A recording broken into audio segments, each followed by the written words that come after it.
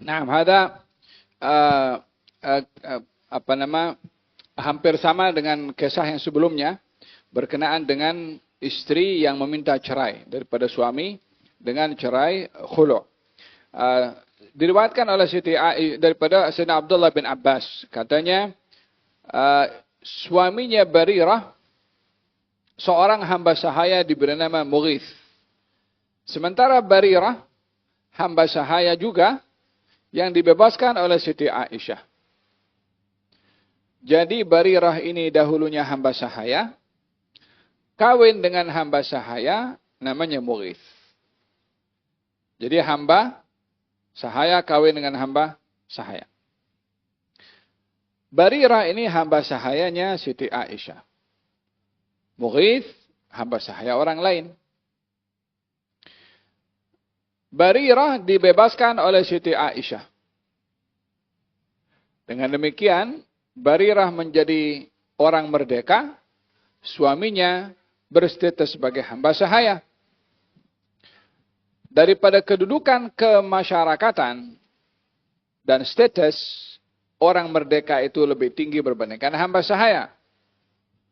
Walau bagaimanapun, ia dikekalkan oleh Nabi sebagai pasangan suami istri, karena masa perkahwinannya dahulu sama-sama berstatus sebagai hamba sahaya. Yang tak boleh, bila perempuan merdeka, baru akan berkahwin dengan hamba sahaya. Karena tidak serasi pada kedudukannya. Namun karena ini sudah ada perkahwinan sebelum dibebaskan daripada penghambaan, maka perkahwinannya dikekalkan di dalam syariat. Tapi Barirah melihat dirinya sudah merdeka, tak boleh nak maintain untuk berada di bawah suami yang masih berstatus sebagai hamba sahaya. Ini juga bahagian yang dinamakan al-kafa'ah atau keserasian yang menjadi asbab untuk mengelak perceraian dan perselisihan. Karena latar belakang. Antara orang kaya dengan orang miskin. Antara orang terpelajar dengan orang tidak terpelajar.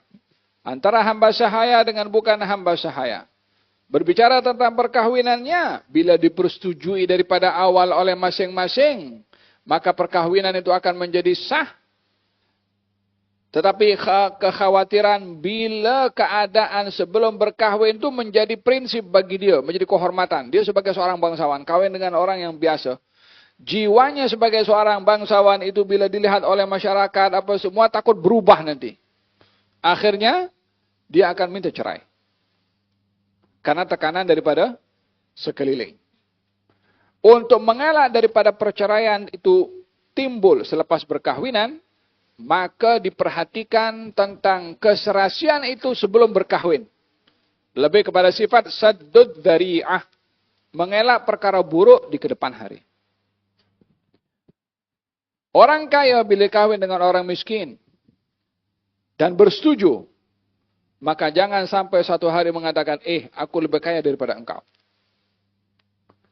Persetujuannya untuk menggugurkan kedudukannya sebagai seorang jutawan atau sebagai seorang bangsawan dengan rela dikahwini dengan orang yang tidak jutawan dan bukan bangsawan, ia menjadi satu penutup bagi si istri atau si perempuan untuk mengungkit latar belakang dirinya.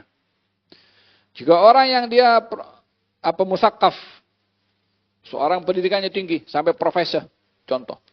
Kawin dengan orang biasa, yang tak lulus sekolah rendah pun. Bila pada awal perkahwinannya bersetuju dengan perbezaan latar belakang, maka jangan sampai ia menjadi permasalahan di masa depan, aku lebih pandai daripada engkau. Atau istrinya akan merendahkan suaminya karena background, latar belakang pendidikan yang lebih tinggi daripada suami. Ini yang perlu diperhati supaya tidak timbul perceraian di masa akan datang. Berlaku kepada Zaid bin Thabit, Zaid bin Harithah. Kahwin dengan Siti Zainab binti Jahash. Zaid latar belakangnya hamba sahaya yang dibebaskan. Zainab berasalkan daripada bangsawan atau daripada bangsa Quraisy. ketika dikahwinkan, dan itu adalah perintah Rasulullah, perintah Allah kepada Rasulullah untuk kahwinkan Zaid dengan Siti Zainab. Akhirnya Siti Zainab akur karena itu perintah dari Allah Subhanahu wa taala. Namun dalam perjalanan perkahwinan itu, Siti Zainab selalu mengungkit latar belakang dirinya sebagai keluarga. Dan itu adalah tak boleh dipisahkan. Dia sifat semula jadi ada kepada seorang, dia akan rasa bangga dengan latar belakang keluarganya. Itu identiti dia. Tak boleh dipisahkan. Jadi karena itu diisukan, maka Zaid tak tahan. Datang kepada Rasulullah SAW, ini Zainab, aku nak ceraikan dia. Singkat cerita, akhirnya berakhir dengan perceraian. Siti Zainab akhirnya dikahwin oleh Rasulullah SAW. Tapi perceraian itu terjadi disebabkan oleh karena perbezaan latar belakang pasangan suami dengan istri. Oleh sebab itu, perkahwinan untuk dia berpanjangan, yang perlu diperhatikan adalah latar belakang masing-masing sebelum berkahwin.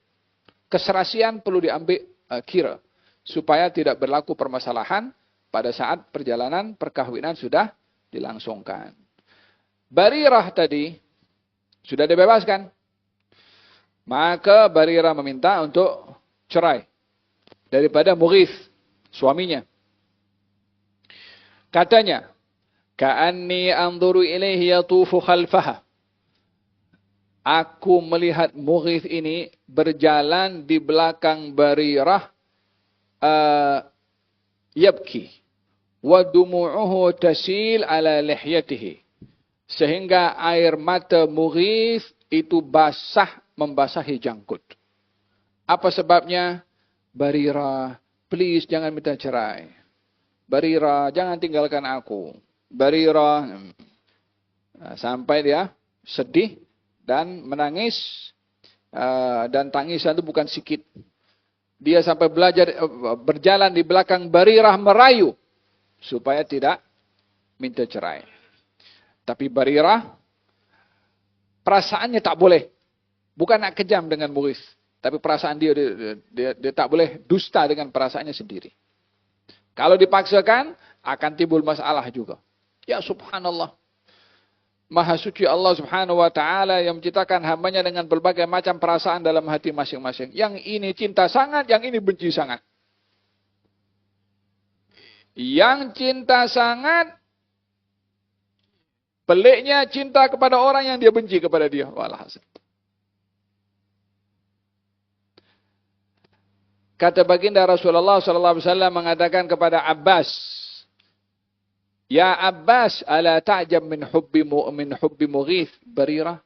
Abbas, kau tengok ke macam mana cintanya Mughith kepada Barirah, dan bagaimana tidakkah kamu takjub juga dengan bencinya Barirah kepada Mughith? Tidak selalunya orang kita cinta itu cinta kepada kita. Tapi kalau dapat cinta jangan lepaskan. Jangan timbulkan perasaan benci. Dah ada tuh. Silap-silap takut tak muncul balik kalau bikin hal. Faham tom? Ada katanya, "Ya Abbas, ala ta'jab min hubbi Mughith Barirah?" Ajab, tidak Abbas. Tidakkah kamu merasa takjub dengan cintanya Mughith kepada Barirah dan bencinya Barirah kepada Mughith? Faqala Nabi SAW, "Law raja'tihi." Mughith datang kepada Rasulullah. "Ya Rasulullah, aku sayang sangat dengan Barirah ni. Beritahulah kepada dia supaya jangan minta cerai dengan aku." Maka baginda Rasulullah mengatakan kepada Barirah, Barirah, baliklah kepada Mughith. Tak payahlah kau nak minta cerai. Kata Barirah mengatakan, "Ya Rasulullah, adakah kamu perintah saya balik?" Kata Nabi, "Saya hanya jadi orang tengah sahaja." Maknanya saya tak perintah. Saya mahu kalau kamu nak balik bukan karena perintah saya, tapi karena keredaan kamu. Di sini Nabi mengambil berat tentang redha. Penghargaan yang diberikan oleh Nabi SAW kepada perasaan, baik itu kepada istri ataupun kepada suami. Siapa kata dalam Islam itu tidak berikan hak kepada perempuan? Perempuan sekarang pun pelik-pelik juga. diterbelakangkan ke, ditindas ke, diletakkan nomor 2 ke. Paham tak? Katanya pula, di sebalik lelaki yang berjaya, mesti ada perempuan yang hebat. Lah perempuan hebat itu daripada siapa? Ya bapaknya, ya gurunya, ya saudaranya, ya lelaki juga. Bapak tuh hebat jadi pada apa? Pada ibunya perempuan. Ini hasilnya tak habis-habis. Intinya adalah jangan mencari dirinya paling hebat daripada yang lain. Kita punya permasalahan dalam kehidupan rumah tangga ini bila dijadikan rumah tangga adalah macam kompetisi tinju. Dia aku. Dia tidak digunakan konsep musyarakah. Tahu musyarakah? Musyarakah perkongsian. Aku tak sempurna tanpa engkau, engkau tak sempurna tanpa aku. Itu yang sepatutnya ada. Apapun kerjanya, mau kerja di pejabat atau kerja di rumah, tetap tak akan lengkap pasangan tanpa pasangan yang lain. Tapi bila nak ungkit, aku kerja cari makan tahu susah tahu. Yang di rumah buat segala hal itu, angkat kaki ke ya? Yo kerja juga. Paham dong? Wallahi kalau orang ikut bimbingan yang ada dalam syariat Islam, wallahi hidup paling nyaman. Paling bahagia. Walaupun hidup dengan nasi lemak satu hari. Wallahi kebahagiaan bukan daripada duit. Orang banyak duit, masalah lebih banyak pun. Dulu di kampung saya itu ada satu orang namanya suami istri.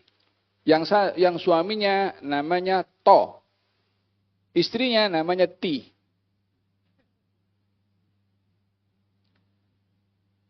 Saya tak tahu mungkin sudah meninggal dunia masih kecil dulu. To ini mata sebelahnya buta. Kerjanya buang sampah. Ti ini pembantu rumah yang bergilir lah. Hari rumah siapa. Petang-petang jalan berdua balik rumah bergandengan tangan. To ini dengan dia punya gerobak itu yang untuk letak sampah. Mesra. Pekerja sampah dan pekerja sebagai sebagai pembantu di rumah. Jalan bergandengan tangan macam Romeo and Juliet. Orang tengok itu, semuanya yang adalah, kita masih kecil waktu itu. Jelas mesranya itu orang. Dia kata. Atau pekerjaannya sederhana. Faham tu? Nak dibandingkan dengan orang yang rumahnya mungkin segala-galanya ada. Itu bawa gerobak lebih bahagia. Karena letak kebahagiaan pada rumah tangga persefahaman. Kalau tak ada itu, tak ada. Panjang cerita. Lau raja'tihi katanya, maukah kamu kembali? Kata baginda Rasulullah, kata siapa Barir mengatakan, adakah kamu perintah? Tidak, tetapi aku menjadi orang tengah sahaja. Kata Barirah mengatakan, kalau begitu aku tak perlu nak kembali kepada dia. Tetap dia dengan keputusannya, dan Nabi di sini mengiyakan dan memihak kepada keputusan yang ada pada Barirah, ingin menunjukkan kalau perempuan ada hak untuk memutuskan, hanya berfikir sebelum mengambil langkah yang drastik kepada penghujung, yaitu perceraian. Tujuan daripada semua ini disyariatkan adalah untuk sampai kepada matlamat. Kalau perjalanan rumah tangga itu sudah tidak boleh lagi diselamatkan. Kalau tidak boleh lagi diselamatkan, maknanya usaha dulu selamatkan. Tapi jika tidak boleh, seperti mana dalam hadis pertama, berdosa kalau kekal bersama, ya pada penghujungnya adalah tasrihun bi ihsan, berpisah pun dengan ihsan juga. Pisah bukan bermusuh. Pisah redha dengan ketentuan, dengan pilihan masing-masing, dan harapannya adalah Allah gantikan yang lebih baik kepada yang lainnya.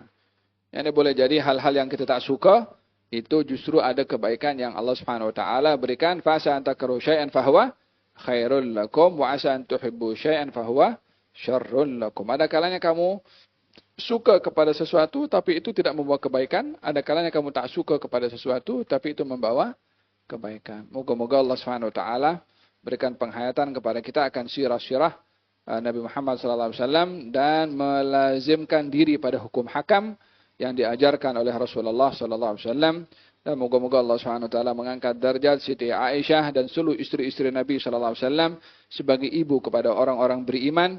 Kita termasuk orang beriman. Moga-moga Allah Subhanahu wa taala memberikan kepada kita ta'zim kepada Rasulullah dan istri Rasulullah sebagai ibu kita dan kepada anak-anak Rasulullah sebagai ahlul bait dan sahabat Rasulullah sebagai sahabat Rasulullah sallallahu alaihi wasallam. Amin Allahumma amin.